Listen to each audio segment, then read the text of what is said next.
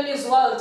Usemakhaya njengamanje ubingelelo yena onwabisa wamkhongo abamazi-ke ngokuthi inhlamvu yelanga esuka phansi emzimkhulu komfazi obelela ijocela isingane ngaphesheya komfula. Emakhaya esiyabingelela-ke babukeli bethu emakhaya kwi-G-Millionaire's World.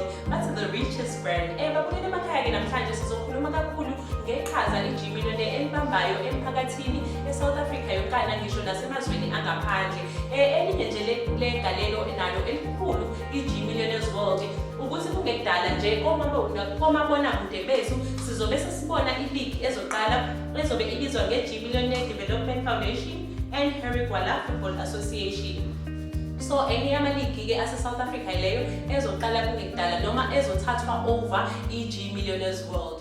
Igama lami Mbongani wakho uMede upresident we-G-Millionaire World edumile eSouth Africa naye emazweni angaphandle ukushintsha impilo zabantu. Namhlanje babukele emakhaya i-G-Millionaire sinomcimbi omkhulu we-media briefing olapha eXhobo hall la kuhlangana khona bonke omasipala namakhodi wonke webhola. Sikhuluma iy'kole, sikhuluma ngey'kole zonke eziwu-500 zala eHarry Gwala ezizoxhaswa i-G-Millionaire. Sikhulume ngamantombazane adlala ibhola azoxhaswa i-G-Millionaire. Sikhulume ngabafana abadlala ibhola abazoxhaswa i-G-Millionaire. Sikhulume nge-netball, sikhulume